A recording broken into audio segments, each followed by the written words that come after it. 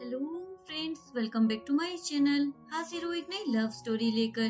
तो चलिए वीडियो को स्टार्ट करते हैं। कहानी की शुरुआत में हमें शाओजेन को दिखाया जाता है, जो कि डॉक्टर के क्लिनिक में बैठी हुई होती है। डॉक्टर उसको उसके प्रेगनेंसी के बारे में बताती है, जिसे सुनकर वो बहुत ही ज्यादा शॉक हो जाती है। वो बोलती है, ऐसा कैसे हो सकता है, मेरी तो डिवोर्स हो चुकी है। यहाँ पर हमें 3 महीने पहले का फ्लैशबैक दिखाया जाता है, जहाँ पर उसके मदर इन लॉ और हस्बैंड ने मिलकर उसे घर से निकाल दिया होता है। वो भी सिर्फ इसलिए क्योंकि अभी तक वो उनको कोई बच्चा नहीं दे पाई थी। वो रोते हुए अपनी मदर इन लॉ को बोलती है, भला इसमें मेरा क्या कसूर है। मैंने डॉक्टर से भी इस बारे में पूछा था और डॉक्टर ने मुझे कहा था कि मैं बिल्कुल नॉर्मल हूँ। लेकिन उसकी मदर इन लॉ और उसका हस्बैंड उसकी कोई भी बात नहीं सुनते और उसका सामान निकालकर घर से बाहर फेंक देते हैं। उसकी मदर इन लॉ बोलती है, तुम्हें तो रोने धोने के अलावा कुछ करना ही नहीं आता। मैं अपने बेटे के लिए और भी अच्छी लड़की ढूंढ कर लाऊंगी। ये सुनकर उसका पति तो खुश हो जाता है और शाओजेन को बोलता है, क्या तुमने सुना कान खोलकर? अब तुम यहाँ से दफा हो जाओ, क्योंकि अब हम लोगों का डिवोर्स हो चुका है। इसके बाद ये दोनों घर के अंदर जाकर दरवाजा बंद कर लेते हैं। शाओजेन अपना सामान उठाकर वहाँ से जाने लगती है। अड़ोसी पड़ोसी उसे देखकर बातें बनाने लग जाते हैं, लेकिन शाओजेन को उनकी बातों की कोई फिक्र नहीं हो रही थी। लेकिन शाओजेन को उनकी बातों से घंटा फर्क नहीं पड़ रहा था। वो सोच रही होती है, मैं तो यहाँ पर पढ़ने के लिए आई थी, लेकिन पैसों के लिए मेरे भाई भाभी ने मेरी शादी करवा दी। अब मैं उनके पास भी वापस नहीं जा सकती हूँ। भला मैं कहाँ जाऊँ? वो यही सोचकर चलती जा रही होती है, तभी एक गाड़ी उसके पास आकर रुकती है, जिसमें फैंग बैठा हुआ होता है। उसका पर्सनल डॉक्टर उसे बोल रहा होता है, तुम्हें एलर्जी है, जिस वजह से तुम्हें 30 साल का होने से पहले शादी करनी पड़ेगी, वरना बाद में तुम्हारे बच्चे होना बहुत ही ज्यादा मुश्किल है। लेकिन फैंग को वुमेन से एलर्जी थी, इसलिए वो सोच रहा होता है, मुझे ऐसी लड़की ढूंढनी होगी जिससे मुझे एलर्जी ना हो।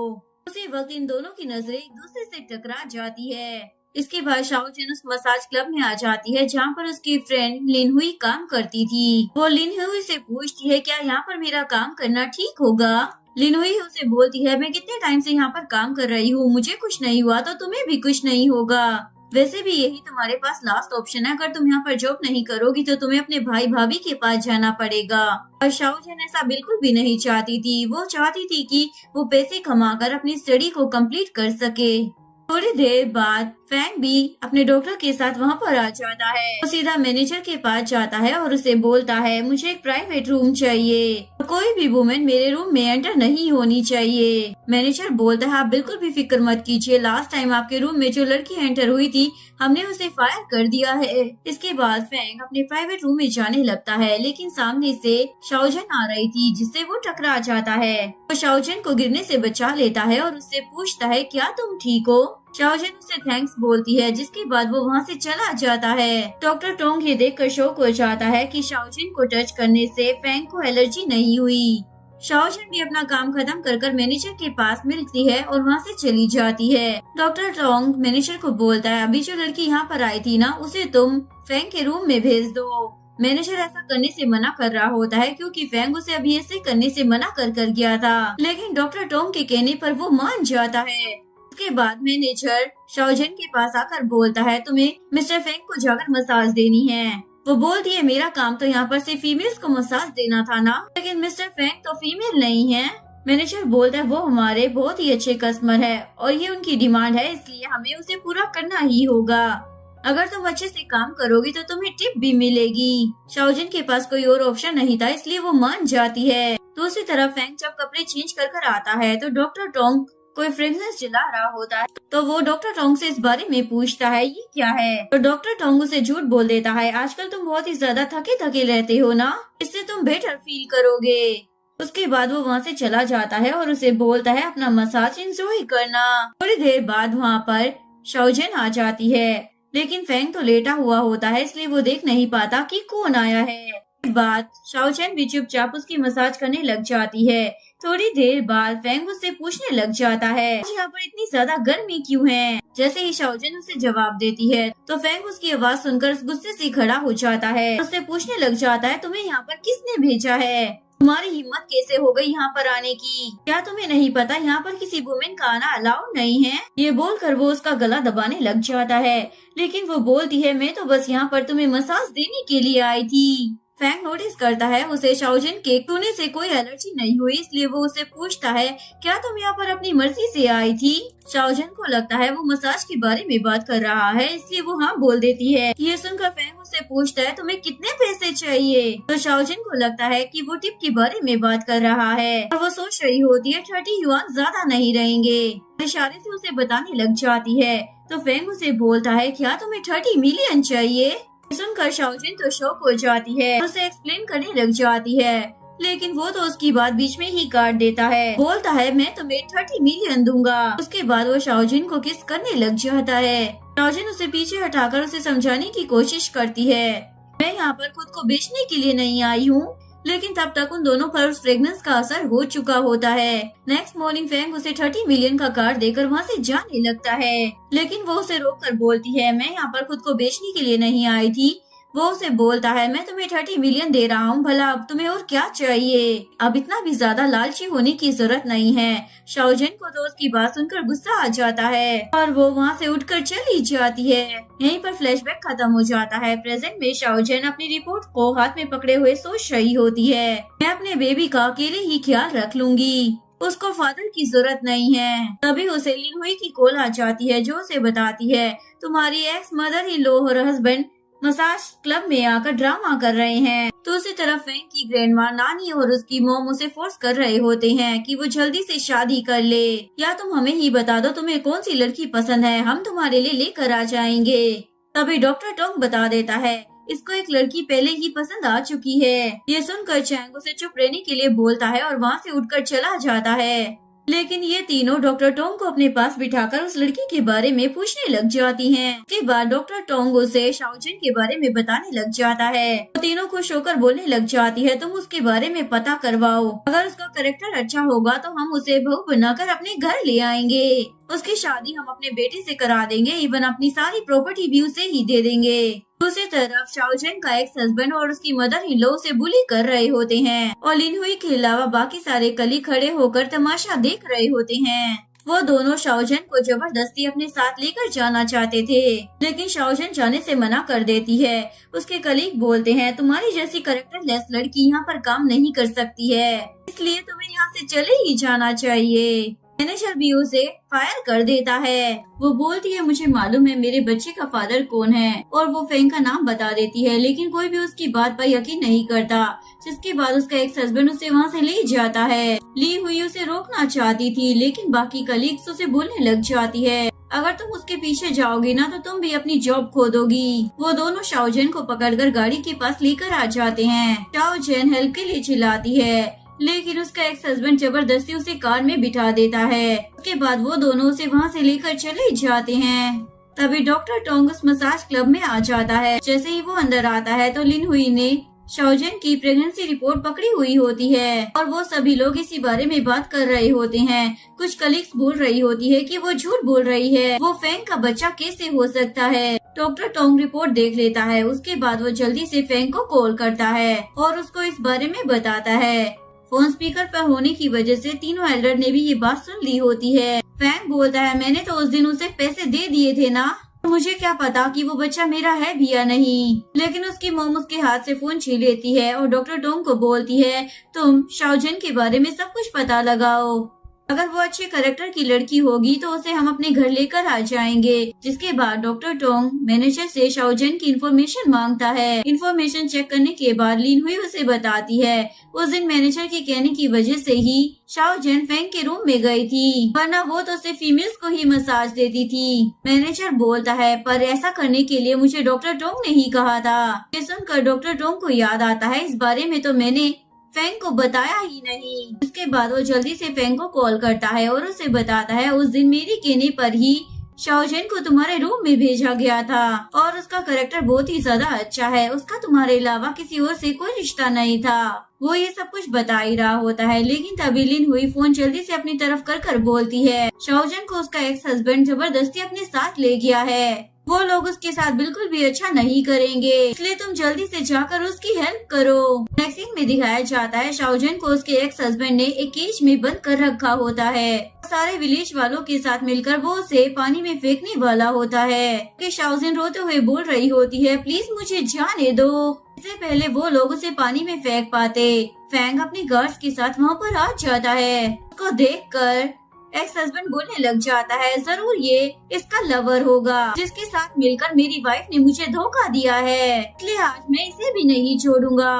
ये सुनकर शाओजन फैंग को बोलती है, तुम यहाँ से चले जाओ, और सभी को बोलती है इसका मुझसे कोई ताल्लुक नहीं है। लेकिन फैंग उसके एक्स हस्बैंड को एक पंच मारता है और उसे अपने आदमियों के हवाले कर देता है। जैसे ही उसकी मॉम उन दोनों पर फिंगर पॉइंट करने की कोशिश करती है तो फैंग तो उसकी उंगली ही पकड़कर मोड़ देता है, और बाकी विलेज वाले को जैसे ही वो गुस्से से देखता है तो वो डर की मारी वहाँ से भाग जाते हैं। उसके बाद वो उन माँ बेटे को अपने गार्ड्स के हवाले कर देता है और जल्दी से शाओजन को उस केज में से बाहर निकालता है, लेकिन वो बेहोश हो जाती है। जिसके बाद वो अपने गार्ड से बोलता है इन दोनों को सबक सिखाना, और शाओजन को लेकर वो हॉस्पिटल में आ जाता है। नेक्स्ट सीन में वो हॉस्पिटल में होता है। डॉक्टर टोंग उसे बताता है शाओजन एकदम ठीक है। उसके जाने के बाद शाओजन को होश आ जाता है, लेकिन उसे लग रहा था फैंग उसके बेबी को हर्ट करेगा, इसलिए वो उसे बोलती है मैं तुम्हारी जिंदगी से बहुत ही ज्यादा दूर चली जाऊंगी। मुझे मालूम है मैं तुम्हारी लाइफ में आना डिजर्व नहीं करती हूँ, और कभी भी मैं तुम्हें इस बेबी की वजह से ब्लैकमेल भी नहीं करूंगी। वो बोलता है लगता है तुमने मुझे गलत समझ लिया है, मैं भी यही चाहता हूँ कि तुम इस बच्चे को जन्म दो। और उसे बताने लग जाता है आज के बाद तुम मेरे घर पर रहोगी। उसके बाद वो उसे अपने घर पर लेकर आ जाता है। तीनों एल्डर्स मिलकर शाओजन का वेलकम करती हैं। शाओजन जैसे ही उन्हें ग्रीट करती है तो वो बोलती है तुम्हें इतना ज्यादा पोलाइट होने की जरूरत नहीं है, आज के बाद तुम हमें ऐसे ही बुलाओ जैसे कि हमें फैंग बुलाता है। ये बोलकर वो तीनों उसे अपने साथ अंदर लेकर आ जाती हैं। अंदर आने के बाद वो बोलती है आज से ये तुम्हारा भी घर है, अगर तुम्हें किसी भी चीज की जरूरत हो तो तुम फैंग को बता सकती हो, बिल्कुल भी शर्माने की जरूरत नहीं है। इसके बाद वो उसे फैंग के रूम में लेकर चली जाती है। इन तीनों ने मिलकर फैंग के रूम को एक लड़कियों की तरह डेकोरेट करवा दिया होता है, लेकिन फैंग बोलता है ये तो मेरा रूम है, इसे क्या बना दिया। वो तीनों बोलती है तुम कौन हो, हम तुम्हें नहीं जानते।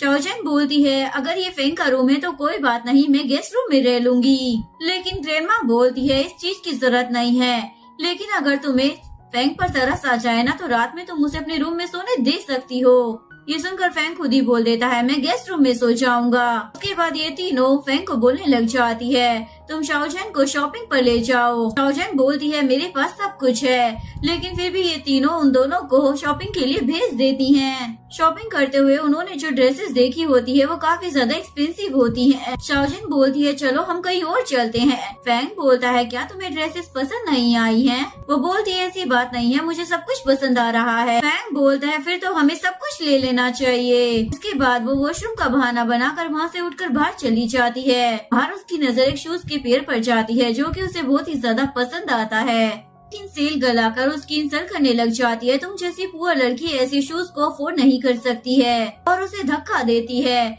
लेकिन फैंग आकर टाइम पर उसे पकड़ लेता है। फैंग को देखकर वो सेल गर्ल अच्छे से बात करने लग जाती है, लेकिन फैंग उसे इग्नोर कर शाओजन से पूछता है तुम्हें कौन से शूज पसंद आए थे, मैं तुम्हारे लिए खरीद दूंगा। शाओजन बोलती है अभी तो मैं वैसे भी हिल्स नहीं पहन सकती हूँ, इसलिए इसकी जरूरत नहीं है। शाओजन बोलता है अगर तुम नहीं पहन सकती तब भी तुम खरीदो। शाओजन बोलता है तुम वो शूज नहीं पहन सकती फिर भी तुम्हें वो खरीदने होंगे ताकि जो तुम्हें बुली करे उसे तुम जवाब दे सको। ये सब देखकर वो लड़की जल्दी से माफी मांगने लग जाती है और बोलती है मैं वो शूज पैक कर ले आती हूँ। इसके बाद चैन उसे जिसके बाद फैंग शाओजन को सोफे पर बिठाता है। शाओजन उसे बोलती है ये सब करने की जरूरत नहीं है, वैसे भी मुझे ऐसे बुलीज की आदत है। तभी वो लड़की आकर उसे शूज का पेड़ दे जाती है, जिसके बाद फैंग वो शूज उसे पहनाने लग जाता है और बोलता है जो तुम्हारी पुरानी आदतें थी ना उसे बदल लो, कि फ्यूचर में मैं तुम्हें ये सब कुछ फेस नहीं करने दूंगा। जैसे ही ये दोनों घर पर पहुँचते हैं फैंग की मोम बोलती है तुम मेरी बहू को थोड़ी सी शॉपिंग करा कर लाए हो, लेकिन शाओजन बोलती है ये तो मेरे लिए बहुत ही ज्यादा शॉपिंग है। इसके बाद वो तीनों उन दोनों को बोलने लग जाती है चलो आकर जल्दी से खाना खा लो। शाओजन देखती है बहुत सारी डिशेस बनी है। ग्रैंडमा बोलती है हमें नहीं पता था कि तुम्हें क्या पसंद है, इसलिए हमने शेफ को बोलकर तुम्हारे लिए सारी बेस्ट डिशेस को तैयार करवा दिया। उनका इतना ज्यादा प्यार देखकर शाओजन को फ्लैशबैक याद आता है। वो अपने एक्स हस्बैंड के घर पर होती है। शाओजन उनके साथ बैठकर खाना खाने लग जाती है तो उसका एक्स हस्बैंड उसे धक्का मार देता है। तुम हमारे साथ बैठकर खाना नहीं खा सकती हो, जाकर किचन में बैठकर खाना खाओ। उसको अपनी जगह पर खड़ा हुआ देखकर फैंग की मॉम उसे पूछने लग जाती है, तुम अभी तक वहाँ पर क्यों खड़ी हो, तुम्हें क्या हो गया है। जिसके बाद शाओजन उनके पास जाकर बैठ जाती है और बताती है, मेरा एक्स हस्बैंड कभी भी मुझे अपने साथ टेबल पर बैठकर खाना खाने नहीं देता था। ये सुनकर इन तीनों को गुस्सा आ जाता है और बोलने लग जाती है, अगर किसी की भी इतनी हिम्मत हुई कि वो तुम्हें टेबल से हटाए तो हम उसकी टांगे तोड़ देंगे, यहाँ तक कि फैंग की भी। इसके बाद ये तीनों उसे सर्व करने लग जाती हैं। फैंग भी उसके लिए श्रिम्प पील करने लग जाता है। ये देखकर ये तीनों तो बहुत ही ज्यादा खुश हो जाती हैं। ग्रैंडमा उनसे पूछने लग जाती है, तुम दोनों अपना मैरिज सर्टिफिकेट कब लेकर आओगे। लेकिन शाओजन मना कर देती है तो ये तीनों इसकी वजह पूछती हैं। शाओजन बताती है, पहले मेरे भाई और भाभी ने पैसों के चक्कर में मेरी जबरदस्ती शादी कर दी थी। इस वजह से मेरा फर्स्ट एक्सपीरियंस बिल्कुल भी अच्छा नहीं था। इस बार मैं फैंग को बेबी की वजह से शादी के लिए फोर्स नहीं करना चाहती हूँ, बल्कि अब मैं उससे शादी करूंगी जो मुझसे सच में प्यार करता होगा। उसकी बातें सुनकर ग्रैंडमा बोलती है, तुम एकदम ठीक कह रही हो। जब तक तुम्हें किसी से प्यार नहीं हो जाता तुम्हें उस बंदे से शादी करने की जरूरत नहीं है। मॉम बोलती है, मुझे अच्छे से पता है मेरा बेटा एकदम इमोशनलेस है, इसलिए उसको पसंद करना जरा मुश्किल होगा। उसके बाद वो अपने बेटे को बोलने लग जाती है, फ्यूचर में तुम्हें अच्छी तरीके से परफॉर्म करना होगा ताकि शाओजन तुम्हें पसंद कर सके। ग्रैंडमा बोलती है, मुझे तो पहले से ही पता था मेरा पोता पसंद करने लायक है ही नहीं, अब तुम्हें ऑफिस चले जाना चाहिए। जिसके बाद वो ऑफिस जाने लगता है, लेकिन तभी वो रुककर शाओजन को बोलने लग जाता है, अगर अभी भी तुम उस क्लब में काम करना चाहती हो तो तुम वहाँ पर ऐसा एम्प्लॉय काम नहीं कर सकती हो, बल्कि वो क्लब मैं तुम्हारे नाम पर कर दूंगा। उसके बाद तुम वहाँ पर जाकर काम कर सकती हो। शाओजन उसे मना कर देती है, लेकिन वो उसकी बात को इग्नोर कर वहाँ से चला जाता है। नेक्स्ट दिन में मैनेजर अपने सारे एम्प्लॉयज को बता रहा होता है, आज हमारी न्यू ओनर इस क्लब को चेक करने के लिए आने वाली है, इसलिए तुम सबको अच्छी तरीके से परफॉर्म करना होगा। ध्यान रहे कोई भी गड़बड़ ना हो, वरना शाओजन की तरह अगर किसी को फायर कर दिया गया तो रोते हुए मेरे पास मत आना।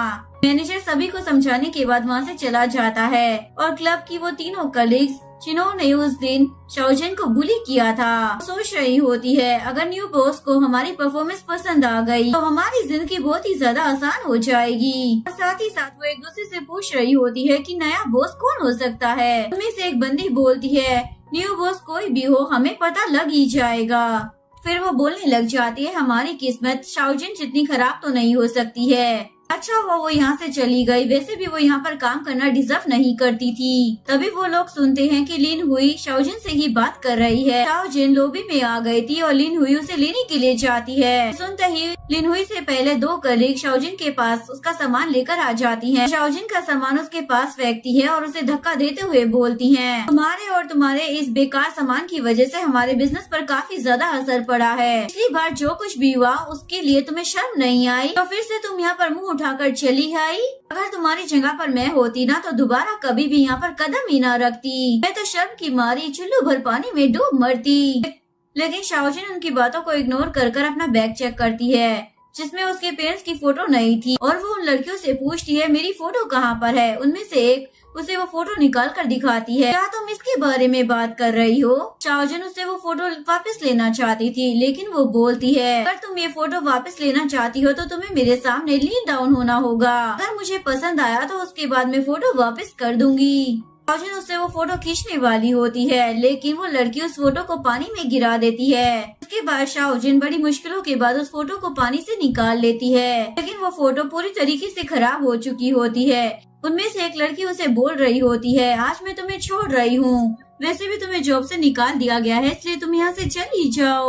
ये बोलकर वो दोनों जाने लगती है, लेकिन शाओजन बोलती है, मैं नहीं, आज तुम दोनों फायर हो चुकी हो। उसके बाद शाओजन उन्हें गुस्से में वहाँ से जाने के लिए बोल देती है। वो दोनों हंसने लग जाती है, तुम्हें सच में लगता है तुम्हारा फैंग के साथ कोई रिलेशन है? तुम्हें एक बार अपनी शक्ल की तरफ देख लेना चाहिए, तुम तो दिखने में ही फनी लगती हो। तभी वहाँ पर लिन हुई आ जाती है और गुस्से से बोलने लग जाती है, अगर तुम दोनों की जगह मैं होती ना तो अभी तक अपना सामान उठाकर यहाँ से जा चुकी होती, लेकिन वो दोनों तो ढीठ बनकर वहाँ पर खड़ी रहती हैं। अगर तुम दोनों में हिम्मत है तो हमें यहाँ से निकाल कर दिखाओ।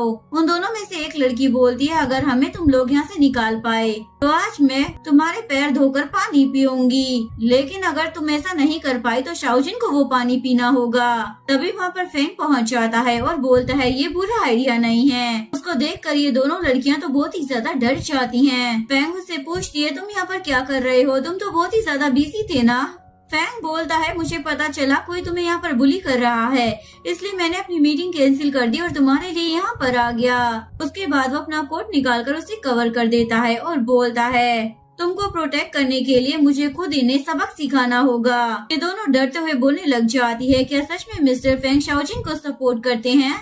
लिन हुई बोलती है, तुम्हें बस इतने से डरने की जरूरत नहीं है, तुम्हें मैं बता दूं, शाओजिन ही हमारी नई बॉस है। तभी मैनेजर भी वहाँ पर आ जाता है। लिन हुई की बात सुनकर वो लड़कियाँ जल्दी से माफी मांगने लग जाती हैं, रिक्वेस्ट करने लग जाती है, प्लीज हमें जॉब से मत निकालो। फैंग से बोल रहा होता है, तुम दोनों ऐसे कैसे जा सकती हो, अभी तो तुम्हें फूड वॉश का पानी भी तो पीना है। तभी डॉक्टर टोंग 2 बकेट पानी की लाकर उनके सामने रख देता है और उन दोनों को मजबूरन वो उठाकर पीना ही पड़ता है। लिन हुई तो ये देखकर हंसने लग जाती है। इसके बाद फैंग शाओजिन को अपने साथ लेकर चला जाता है। शाओजिन का एक्स हस्बैंड और मदर इन लॉ दूर खड़े होकर देख रहे होते हैं। वोंग की मदर उसे बोल रही होती है, क्या सच में शाओजिन का रिलेशन फैंग के साथ है? और ऐसा सच में है तो हम बहुत ही जल्दी अमीर होने वाले हैं। हमें जल्दी से जाकर शाओजिन से पैसे मांगने चाहिए। लेकिन वो मना कर देता है, हम लोग ऐसे उसके पीछे नहीं जा सकते हैं। आपको पिछली बार की बात याद नहीं है? उसकी मॉम बोलती है, तो जल्दी से कोई दूसरा रास्ता सोचो कि हमें क्या करना है। हम ऐसे शाओजिन को अपने हाथों से जाने नहीं दे सकते हैं, वो सोने की अंडे देने वाली मुर्गी है। वोंग बोलता है, फैंग हर वक्त तो शाओजिन के साथ नहीं होगा ना, कभी तो हमें वो अकेले मिल ही जाएगी। नेक्स्ट सीन में शाओजिन कपड़े चेंज कर सोने लग जाती है। तभी उसकी नजर फैंग के कोट पर पड़ती है और उसे आज का सारा इंसिडेंट याद आ जाता है। तभी उसे शोल्डर पर इचिंग होने लग जाती है, इसलिए वो अपना गाउन साइड में कर इचिंग करने लग जाती है। तभी वहाँ पर चैन आ जाता है जो ये देख लेता है। उसको देखकर शाओजिन जल्दी से अपना गाउन ठीक करती है और उससे पूछती है, तुम यहाँ पर क्यों आए हो? वो बोलता है, अरे मैं तो भूल गया था कि अब ये रूम तुम्हारा है। उसके बाद वो वापस मुड़ जाता है, जिसके बाद शाओजिन को लगता है ये यहाँ से जा रहा है, लेकिन वो दरवाजा बंद कर उसके पास आता है और वो उसके एलर्जी को देखने लग जाता है। चैन पूछता है, ये तुम्हें कैसे हो गई? शाओजिन बोलती है, जरूर मैंने कुछ ऐसा खा लिया होगा जिसकी वजह से ये एलर्जी मुझे हो गई। इसके बाद फैंग उसके लिए मेडिसिन लेकर आ जाता है और उसे खाने का बोलकर वहाँ से चला जाता है। वो स्टडी रूम में बैठकर काम कर रहा होता है। तभी उसे शाओजिन की चीखने की आवाज आती है। एक्चुअली में वो बहुत ही ज्यादा इरिटेट हो रही होती है। जैसे ही वो उसके रूम में जाता है तो देखता है अभी तक शाओजिन ने मेडिसिन नहीं ली है। फैंग उससे पूछता है, तुमने अभी तक मेडिसिन क्यों नहीं ली है? वो बोलती है, प्रेगनेंसी में मैं ये मेडिसिन नहीं ले सकती हूँ। फैंग बोलता है, मैंने डॉक्टर से बात कर ली थी, इस दवाई से कोई भी प्रॉब्लम नहीं होगी, कुछ भी होने के चांसेस बहुत ही ज्यादा कम है।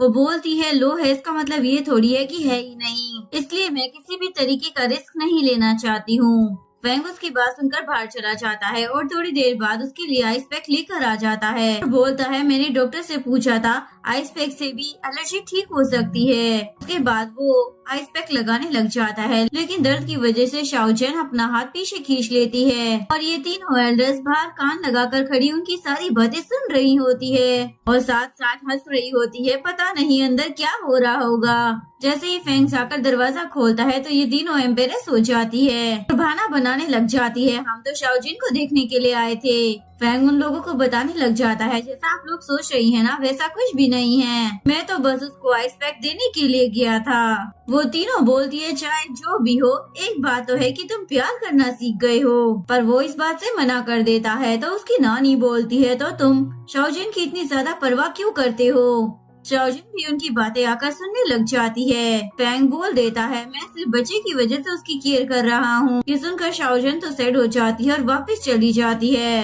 नेक्स्ट सीन में वो बैठकर बुक पढ़ रही होती है। तभी उसे फैंग की वही बात याद आ जाती है और सोचने लग जाती है, मैं इस बारे में इतना ज्यादा क्यों सोच रही हूँ? फैंग ने बिल्कुल ठीक ही तो कहा है और अच्छा है पहले ही मुझे सब कुछ क्लियर हो गया।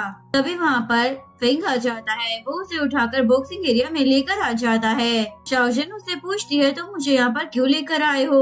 फेंग उसे बोलता है ताकि मैं तुम्हें सेल्फ डिफेंस के बेसिक मूव्स बता सकूं।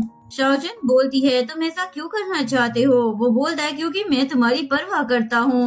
ये बोलकर वो उसे ग्लव्स पहनाता है और पीछे से उसका हाथ पकड़कर उसे पंच मारना सिखाता है। एक बार बताने के बाद वो शाओजिन को ट्राई करने के लिए बोलता है, लेकिन शाओजिन को वो बहुत ही ज्यादा डिफिकल्ट लगता है। बोलती है ये बहुत ही ज्यादा मुश्किल है, ट्रेडमिल आसान है, मैं वहाँ पर जाकर प्रैक्टिस कर लूंगी। लेकिन शाओजिन उसे रोक देता है, जब तक तुम प्रैक्टिस नहीं करोगी तुम्हें ये नहीं आएगा। दूसरी बार बताने पर भी जब वो ठीक से नहीं कर पाती तो फेंग उसका हाथ पकड़कर उसे बताने लग जाता है। तभी उसकी नजर शाओजिन के फेस पर पड़ती है और वो उसे किस करने लग जाता है। थोड़ी देर बाद शाओजिन उसे दूर हटा देती है। तभी मेड भी उन्हें खाना खाने के लिए बुलाने आ जाती है। नेक्स्ट सीन में सभी साथ में बैठकर खाना खा रहे होते हैं। शाओजिन बताती है मैं जल्दी ट्यूटोरियल क्लासेस स्टार्ट करने वाली हूँ। सभी लोग उससे पूछने लग जाते हैं अचानक से तुम क्लासेस क्यों स्टार्ट करने वाली हो? अभी तुम्हारा ऐसा करना ठीक नहीं है। एक बार बच्चे का जन्म हो जाने दो, उसके बाद जो मर्जी कर लेना। शाओजिन बोलती है मैं इतनी ज्यादा यंग नहीं हूँ, इसलिए जल्दी मैं किसी स्किल को सीखना चाहती हूँ। एम्मा पूछती है क्या लास्ट टाइम फेंग ने तुम्हें जो तोहफा दिया था वो तुम्हें पसंद नहीं आया? अगर ऐसा है तो वो तुम्हें तुम्हारी पसंद की बिल्डिंग तुम्हारे नाम कर देगा। शाओजिन बोलती है मुझे वो गिफ्ट पसंद आया था, पर मैं अपने बल पर कुछ करना चाहती हूँ ताकि मैं फ्यूचर में अपना बिजनेस स्टार्ट कर सकूं। ये सुनकर फेंग से बोलता है तुम अपना बिजनेस स्टार्ट करना चाहती हो ताकि बेबी के बर्थ के बाद तुम यहाँ से चुपचाप जा सको, यही है ना? ये बोलकर वो वहाँ से चला जाता है। शाओजिन बोलती है मेरी भी क्लास का टाइम हो गया है, इसलिए मुझे भी जाना होगा। एम्मा उसे बोलती है तुम फेंग को भी अपने साथ ले जाओ। शाओजिन बोलती है उसका मूड ठीक नहीं लग रहा था, इसलिए मैं अकेले ही चली जाऊंगी। इसके बाद ड्राइवर उसे वहाँ पर ड्रॉप कर देता है और बोलता है मैं आपको पिक करने के लिए आ जाऊंगा मैडम। ये बोलकर वो चला जाता है, जिसके बाद वो अपनी क्लास में जाने लगती है, लेकिन पीछे से उसका एक्स हस्बैंड हान आकर और उसकी मदर इन लॉ उसे हिट कर देती है, जिस वजह से वो नीचे गिर जाती है। उसके बाद उसका एक्स हस्बैंड उसके साथ जबरदस्ती करने की कोशिश करने लगता है। शाओजिन उसे अपने आप से हटाने की कोशिश कर रही होती है, तभी वहाँ पर फेंग भी आ जाता है। पहले तो वो हान को एक किक मारता है और उसके बाद वो अपनी वाइफ को खड़ा करता है। फेंग देखता है शाओजिन के हाथ पर चोट लग गई है तो उसे बहुत ही ज्यादा गुस्सा आता है, जिसके बाद उसके गार्ड हान और उसकी मोम को पकड़ लेते हैं। फेंग उसे बोलता है क्या तुम्हें याद है लास्ट टाइम मैंने तुम्हें क्या सिखाया था? शाओजिन बोलती है जो आपको बुली करे उसे उसी वक्त सबक सिखाना चाहिए ताकि फ्यूचर में वो तुम्हें दोबारा परेशान करने की हिम्मत ना कर सके। फेंग उसे बोलता है तुम्हारे सामने तुम्हारे दोनों दुश्मन खड़े हैं, तुम्हें इनसे अपना बदला लेना ही होगा। ये सुनकर हान तो हंसने लग जाता है, आज तक ये मुझसे ऊंची आवाज में बात भी नहीं कर पाई तो ये मुझ पर हाथ क्या उठाएगी। ये सुनकर शाओजिन को तो गुस्सा आ जाता है और वो उसे एक पंच लगा देती है। फेंग बोलता है अच्छा शॉट है, पर इससे भी ज्यादा तेज खाने के लायक है ये, और वो उसे मारकर बोलता है ऐसे करते हैं। उसके बाद वो फिर से उसे ट्राई करने के लिए बोलता है, जिसके बाद शाओजिन उसे बहुत ही ज्यादा मारती है। उसके हटने के बाद फेंग बोलता है अब मेरी बारी है इससे अपना बदला लेने की। उसके बाद वो उसे पंच मारता है और बोलता है तुमने किस हक से शाओजिन के साथ बदतमीजी करने की कोशिश की जब हान कुछ नहीं बोलता? तो फेंग बोलता है अच्छा तो तुमने अपने दोनों हाथ इस्तेमाल किए थे ना? इसके बाद वो उसके दोनों हाथों को कुचल देता है और उसकी मोम तो बस रोती ही रह जाती है, प्लीज मेरी बेटी के साथ ऐसा मत करो। उसके बाद वो शाओजिन से रिक्वेस्ट करने लग जाती है प्लीज तुम ही मेरे बेटे को बचा लो, तुम दोनों 10 साल से साथ में थे, क्या तुम ऐसा करोगी? शाओजिन बोलती है तुम लोगों ने हमेशा मुझे जानवरों की तरह ट्रीट किया है, मेरे पेरेंट्स नहीं थे इसलिए तुम लोग इस बात का फायदा उठाते थे, अब मेरा तुम लोगों के साथ कोई रिश्ता नहीं है। सासू मोम तो बोलने लग जाती है तुम तो बहुत ही ज्यादा पत्थर दिल हो चुकी हो। शाओजिन अपने हाथ में बंधी हुई टाई निकालती है और उसके ऊपर फेंक कर बोलती है मुझे बहुत ज्यादा रिग्रेट है कि पहले मैंने तुम्हारे बेटे से डिवोर्स क्यों नहीं ले लिया। इसके बाद फेंग शाओजिन को अपने साथ ले जाता है, वो उसे कार में बिठाता है और उसकी चोट पर बैंडेज लगाने लग जाता है। शाओजिन उसे सॉरी बोलने लग जाती है मेरी वजह से तुम फिर से मुसीबत में फंस गए। फेंग बोलता है तुम्हें सॉरी करने की जरूरत नहीं है, अगर मैं नहीं होता तो तुम्हें ये सब कुछ फेस करना ही नहीं पड़ता। शाओजिन बोलती है मुझे इस बात का बिल्कुल भी रिग्रेट नहीं है कि मैं उस दिन तुमसे मिली थी। शाओजिन उसे मिस्टर लू कहकर बुलाती थी, इसलिए वो उसे बोलता है तुम्हें मुझे मिस्टर लू कहकर बुलाने की जरूरत नहीं है। जिसके बाद वो उसे उसके नाम से बुलाती है और बोलती है मेरी क्लास अभी भी बाकी है। इसलिए मुझे जल्दी से जाना चाहिए। फैंग बोलता है मैं भी तुम्हारे साथ जाऊंगा। वो बोलती है तुम बस मुझे पिक करने के लिए आ जाना। उसके जाने के बाद फैंग को किसी लड़की की कॉल आती है। वो उसे बताती है मैं वापस आ गई हूँ। नेक्स्ट सीन में शाओजिन वीडियो देखकर फैंग के लिए केक बना रही होती है और सोच रही होती है फैंग हमेशा मेरी हेल्प करता है, इसलिए मुझे भी उसे बदले में कुछ देना चाहिए। केक बनाने के बाद वो सोच रही होती है ये केक मैंने पहली बार बनाया है पर इतना ज्यादा बुरा भी नहीं लग रहा। फैंग को ये केक जरूर पसंद आएगा। केक लेकर जब वो फैंग के ऑफिस में पहुंचती है और फैंग के केबिन में जाने ही वाली होती है तभी सोंग उसे रोक देती है। तुम कौन हो और तुम यहाँ पर क्या कर रही हो? शाओजिन उससे पूछती है मैं फैंग को कुछ देने के लिए आई हूँ। सोंग उससे पूछती है क्या तुम कंपनी की एम्प्लॉय हो? शाओजिन बताती है मैं उनके मसाज क्लब में काम करती थी। सोंग बोलती है तुम्हें जो कुछ भी उसे देना है तो मुझे पकड़ा दो, मैं खुद जाकर उन्हें दे दूंगी। लेकिन शाओजिन केक अपने पीछे कर लेती है और बोलती है मैं खुद जाकर देना चाहती हूँ। ये सुनकर सोंग उसके हाथ से जबरदस्ती उस केक को छीन लेती है और उसे डस्टबिन में फेंक कर उसकी इंसल्ट करने लग जाती है। तुमने सोच भी कैसे लिया तुम जैसी पुअर लड़की फैंग के ऑफिस में आकर उसे सीड्यूस कर पाएगी। ये सुनकर ऑफिस के एम्प्लॉय भी गॉसिप करने लग जाते हैं। शाओजिन ने कोशिश तो अच्छी की है, फैंग की फियांसी ने उसे पकड़ लिया। ये सुनकर शाओजिन तो शौक हो जाती है क्या ये फियांसी है मिस्टर फैंग की? ये सुनकर एम्प्लॉय बोलने लग जाते हैं क्या पागल लड़की है, इसे ये भी नहीं पता। ओंकार को बुलाती है खड़े खड़े क्या देख रहे हो, इसे यहाँ से बाहर निकाल दो। शाओजिन बोलती है ऐसा करने की जरूरत नहीं है, मैं खुद ही यहाँ से बाहर चली जाऊंगी। के बाद फैंग अपने केबिन से बाहर आता है और पूछने लग जाता है यहाँ पर क्या हो रहा था। सोंग उसे झूठ बोल देती है कुछ भी नहीं हुआ, यहाँ पर एक पागल लड़की आकर ट्रबल क्रिएट कर रही थी इसलिए मैंने उसे यहाँ से भेज दिया है। लेकिन फैंग उससे पूछने लग जाता है ये बताओ तुम यहाँ पर क्या कर रही हो? सोंग बोलती है क्या मैं तुमसे मिलने के लिए भी नहीं आ सकती, मैं ना तुम्हें बहुत ज्यादा मिस कर रही थी, हम दोनों मूवी देखने के लिए चलते हैं। वो बोलता है अब मेरा तुम्हारे साथ मूवी देखना जाना ठीक नहीं होगा। वो बोलती है अब ऐसा भी क्या हो गया है? वो बताता है क्योंकि अब मेरे पास एक फियांसी है और मेरा बेबी भी आने वाला है। कुछ टाइम के बाद मैं तुम्हें अपनी शादी पर भी इनवाइट करूंगा। कहकर वो वापस अपने केबिन में चला जाता है। उसके बाद सोंग सोचने लग जाती है कहीं अभी जो लड़की आई थी ये उसी के बारे में बात तो नहीं कर रहा। जिसके बाद वो अपने बंदे को कॉल कर बोलती है अभी थोड़ी देर पहले जो यहाँ पर लड़की आई थी उसके बारे में सारी इन्फॉर्मेशन निकाल कर दो। नेक्स्ट सीन में शाओजिन सोंग के बारे में ऑनलाइन सर्च कर रही होती है और सोच रही होती है वो और फैंग बहुत ही अच्छा मैच है, दोनों एक दूसरे के साथ अच्छे लगते हैं। अच्छा रहेगा फैंग सोंग से शादी कर ले, वैसे भी मुझे अपनी जिंदगी में और कुछ भी करना है पर मुझे बुरा क्यों लग रहा है। तभी उसके पास फैंग आ जाता है और पूछने लग जाता है क्या आज तो मेरे ऑफिस में केक लेकर आई थी? शाओजिन बोलती है हाँ। तो फैंग पूछता है तो तुम मेरे केबिन में वो केक लेकर क्यों नहीं आई? वो बोलती है क्योंकि मैं तुम्हारे फियांसी से मिली थी। फैंग उससे पूछता है क्या तुम सोंग की बात कर रही हो? वो लोगों को बहुत परेशान करती है, कहीं उसने तुम्हें भी तो परेशान नहीं किया। शाओजिन मन में सोच रही होती है इसने एक बार भी नहीं कहा कि वो उसकी फियांसी नहीं है, इसका मतलब वो सच कह रही थी। और बोलने लग जाती है तुम और सोंग एक दूसरे के लिए एकदम परफेक्ट मैच हो, वैसे भी अब तुम्हारी फियांसी वापस आ गई है तो मेरा तुम्हारे घर पर रहना बिल्कुल भी ठीक नहीं है, इसलिए मैं यहाँ से चली जाऊंगी। लेकिन फैंग उसे गुस्से में बोलने लग जाता है तुम कहीं नहीं जाओगी। ये बोलकर वो वहाँ से उठकर चला जाता है। अभी शाओजिन को मैनेजर की कॉल आ जाती है। वो उसे बताता है हमें एक कस्टमर मिली थी, वो हमें एक दिन का 5 लाख पे करने के लिए तैयार है पर उनकी एक कंडीशन है कि उन्हें सर्विस देने के लिए वहाँ की ओनर खुद आए। शाओजिन को ये ठीक नहीं लग रहा था इसलिए वो मैनेजर को बोलती है उसे मना कर दो।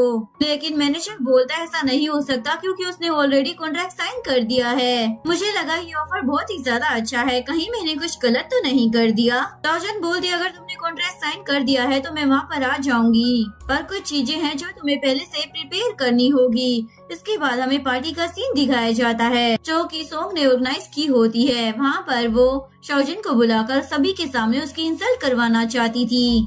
सभी लोग गॉसिप करने लग जाते हैं शाओजिन कितनी घटिया लड़की है, उसने फैंग को सोंग से छीनने की कोशिश की है। सोंग बोलती है कुछ ही देर में वो लड़की यहाँ पर आ जाएगी और आप सब लोग उससे मिल लोगे। तभी शाओजिन भी अपने 2 कलीग्स के साथ वहाँ पर आ जाती है। जैसे ही उसे पता चलता है कि वहाँ की होस्ट सोंग है तो वो बहुत ही ज्यादा शॉक हो जाती है। लिन हुई शाओजिन को बोलती है मुझे इस लड़की का बिहेवियर बिल्कुल भी ठीक नहीं लग रहा है। शाओजिन उसे बताती है ये फैंग की फियांसी है। लिन हुई बोलती है फिर तो तुम्हें यहाँ पर नहीं आना चाहिए था और वैसे भी तुम हमारी ओनर हो, ये तुम्हारा काम नहीं है। शाओजिन बोलती है इसने इतना बड़ा ऑर्डर दिया था इसलिए इतनी आसानी से हम इसे नहीं जाने दे सकते।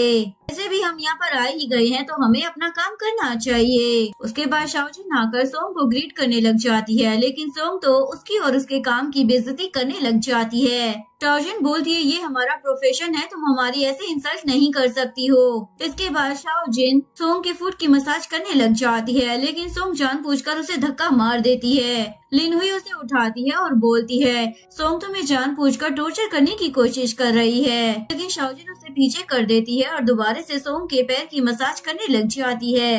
सोंग सामने बैठे हुए बंदे को इशारा करती है, जिसने उसे वहाँ पर जानबूझकर बुला रखा होता है। वो लड़का उठकर शाओजिन के करीब होने लग जाता है तो शाओजिन जल्दी से पीछे हट जाती है। वो बोलती है, तुम ये क्या करने की कोशिश कर रहे थे? मैं यहाँ पर मसाज देने के लिए आई हूँ, इसलिए तुम मेरे साथ कुछ भी गलत करने के बारे में सोचना भी मत। लेकिन सोंग सबके सामने उसके कैरेक्टर को इतना ज्यादा बुरा दिखाती है कि सभी लोग उसकी बेइज्जती करने लग जाते हैं। मैनेजर जो कि बाहर खड़े होकर ये सब कुछ देख रहा होता है, वो बोलता है, ये तो बिल्कुल भी सही नहीं हो रहा। और उसे फ्लैशबैक याद आता है, शाओजिन ने उन्हें कहा था एक चीज उन्हें पहले से ही प्रिपेयर करनी होगी कि मैनेजर भी उनके साथ ही चलेगा। कुछ भी गलत हुआ तो तुम फौरन से पुलिस को कॉल कर वहाँ बुला लेना। ये सब याद कर मैनेजर जल्दी से अपना फोन निकालता है और फेंग को कॉल कर देता है। इधर ये लड़का शाओजिन को बेड पर लिटाकर जबरदस्ती करने की कोशिश कर रहा होता है। उसके दोनों कलीग्स उसे रोकना चाहते थे, लेकिन उनके गार्ड्स उन दोनों को भी पकड़ लेते हैं। सोंग अपने गार्ड्स को बोलती है, ये दोनों बहुत ही ज्यादा शोर कर रही हैं, इसलिए इन दोनों को जल्दी से यहाँ से बाहर निकाल दो। शाओजिन को याद आता है फेंग ने सेल्फ डिफेंस के लिए उसे बॉक्सिंग सिखाई थी, जिसके बाद वो उस लड़के को एक पंच मारती है और इसे पीछे धक्का दे देती है। उसके बाद वो वहाँ से भागने लग जाती है, लेकिन सोंग उसके बाल नोच लेती है। उसके बाद वो अपनी पॉकेट से एक स्प्रे निकालती है और सोंग की आंखों में मार देती है और वहाँ से भागने लग जाती है। सोंग अपने गार्ड्स को बोलती है, जाकर उस लड़की का पीछा करो। इधर शाओजिन भागते भागते फेंग से टकरा जाती है। फेंग बोलता है, क्या तुम ठीक हो? शाओजिन बोलती है, तुमने जो कुछ भी सिखाया था मैंने सब किया, कोई भी मुझे बुली नहीं कर पाया। शाओजिन स्माइल करते हुए बोलता है, तुमने बहुत ही अच्छा काम किया, और उसको उठाकर वहाँ से ले जाने लगता है। शाओजिन उससे पूछने लग जाती है, हम लोग कहाँ पर जा रहे हैं? फेंग बोलता है, अब हमें बदला लेने के लिए जाना है। उसके बाद वो डॉक्टर टोंग को बोलता है, इन गार्ड्स को यहाँ से जाने मत देना। जब वो दोनों वापस आते हैं तो सोंग बैठी हुई अपनी आंखों को साफ करने की कोशिश कर रही होती है और पूछ रही होती है, अभी तक गार्ड शाओजिन को वापस लेकर क्यों नहीं आए? तभी डोर ओपन हो जाता है तो वो लोग बोलने लग जाते हैं, वो लोग उसको वापस लेकर आ गए हैं। सोंग बोलती है, इस बार मैं उसे नील डाउन होकर भीख मांगने के लिए मजबूर कर दूंगी। एक लड़की बोलती है, सामने से मिस्टर फेंग आ रहे हैं। ये देखकर वो शॉक हो जाती है, इसे तो मैंने यहाँ पर इनवाइट ही नहीं किया था। फेंग को देखकर वो लड़का भी बहुत ही ज्यादा डर गया होता है और सोंग को बोलने लग जाता है, तुमने तो कहा था कुछ भी नहीं होगा, अगर मेरे साथ कुछ हो गया ना तो तुम क्या करोगी? सोंग बोलती है, पर ये एक मसाज कल के लिए खुद को एम्बेरस थोड़ी कराएगा सबके सामने। लेकिन फेंग तो शाओजिन को बिठा देता है और उसके बाद उसे शूज पहनाने लग जाता है। ये देखकर सभी लोग शॉक हो जाते हैं। सोंग तो उसे पूछने लग जाती है, तुम एक मसाज गर्ल के लिए ऐसा कैसे कर सकते हो? लेकिन फेंग तो उसकी बातों को इग्नोर कर देता है और शाओजिन के बगल में बैठकर बोलता है, बताओ तुम्हें किसने बुली किया था? शाओजिन उस लड़के की तरफ इशारा कर देती है, जिसके बाद वो लड़का जल्दी से नील डाउन होकर माफी मांगने लग जाता है। जिसके बाद फेंग अपने गार्ड्स को बोलता है, इसे यहाँ से उठा कर ले जाओ। वो बोलता है, मैं बिल्कुल मासूम हूँ, मैंने कुछ नहीं किया, ये सब कुछ तो मुझे सोंग ने करने को कहा था। सोंग बोलती, हाँ मैंने ही किया था, क्या तुम इस लड़की की तरह मुझे भी मारोगे?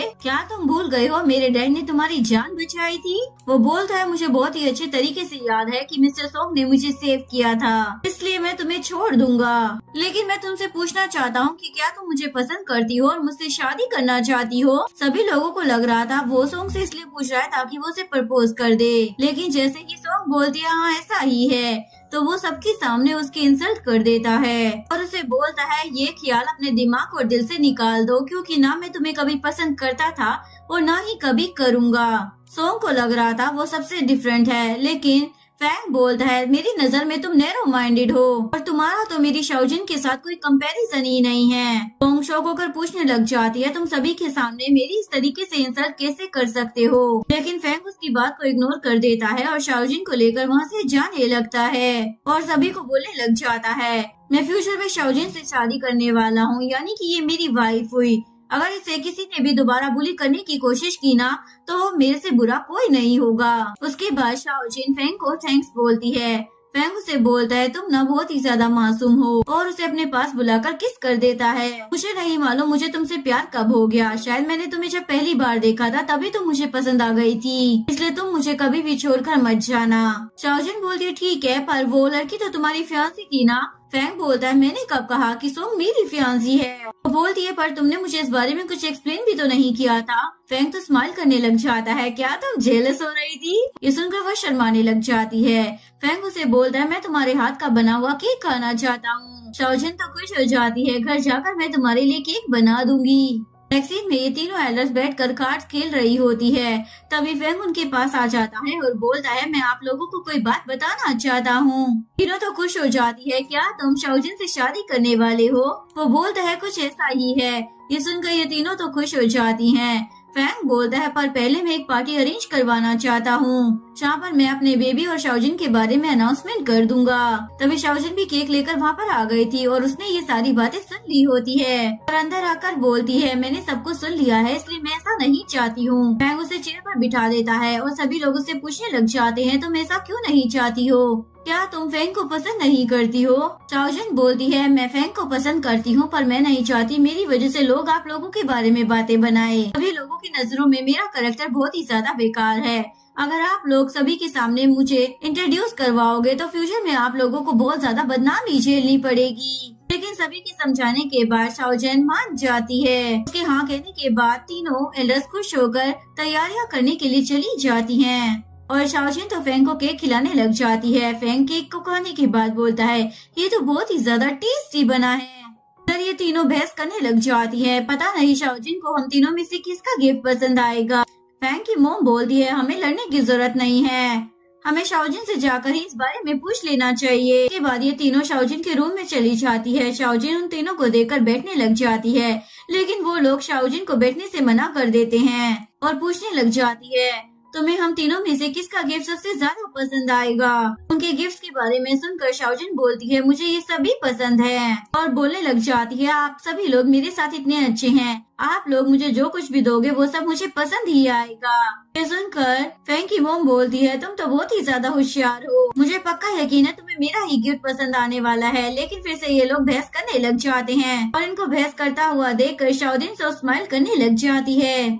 सीन में शाओजिन घर पर होती है, वो सोच रही होती है आज मुझे क्लासेस लेने नहीं जाना तो क्यों ना मैं घर पर रहकर कपड़े धो लूं। इधर ये तीनों बुढ़ी बैठकर शाओजिन के बारे में ही बातें कर रही होती हैं। जैसे ही वो देखती हैं कि शाओजिन कपड़े धोकर सुखा रही है तो उन्हें लगता है शायद ये खुद को हर्ट करने की कोशिश कर रही है। जल्दी से बाहर आ जाती है और शाओजिन से पूछने लग जाती है तुम्हें क्या हो गया है, तुम जल्दबाजी में कुछ भी ना करो, अगर फैंग ने तुम्हें कुछ कहा है तो हमें बताओ, हम उसकी टांगे तोड़ देंगे। शाओजिन तो उन्हें देखकर स्माइल करने लग जाती है और नेक्स्ट सीन में उनके पास बैठकर पूछ रही होती है क्या हो गया है।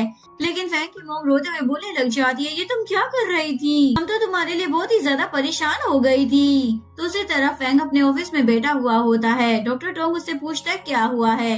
वो बोलता है पता नहीं, बस ग्रैंडमा की कॉल आई थी और मुझे बिना वजह ही डांट दिया, जिसके बाद वो घर चला जाता है। डॉक्टर टोंग बोलने लग जाता है मुझे मालूम है फैमिली वाला बंदा एकदम बदल जाता है। नेक्स्ट सीन में शाओजिन अपने रूम में बैठी हुई होती है। फैंग आकर उसे बोलता है तीनों एल्डर्स तुम्हारे लिए वेडिंग ड्रेस सिलेक्ट कर रही हैं। अगर वो तीनों तुम्हें ट्राई करने का बोले तो तुम उनमें से कोई एक सिलेक्ट कर लेना, तुम्हें खुद को थकाने की जरूरत नहीं है। शाओजिन बोलती है वो तो उन लोगों का प्यार है, मैं इससे थोड़ी थक सकती हूँ। जब मैं छोटी थी ना तो मेरे पेरेंट्स के पास नई ड्रेस लाकर देने के पैसे नहीं होते थे, तो मेरी मॉम खुद ही मेरे लिए नया ड्रेस सिल दिया करती थी। जब मैं सो रही होती थी तो मेरी मॉम मेरे लिए नया ड्रेस स्टिच कर रही होती थी। वो फीलिंग मेरे लिए सबसे ज्यादा अच्छी थी। फैंग उसे हक कर बोलता है फ्यूचर में मैं तुम्हें कभी भी सफर नहीं करने दूंगा।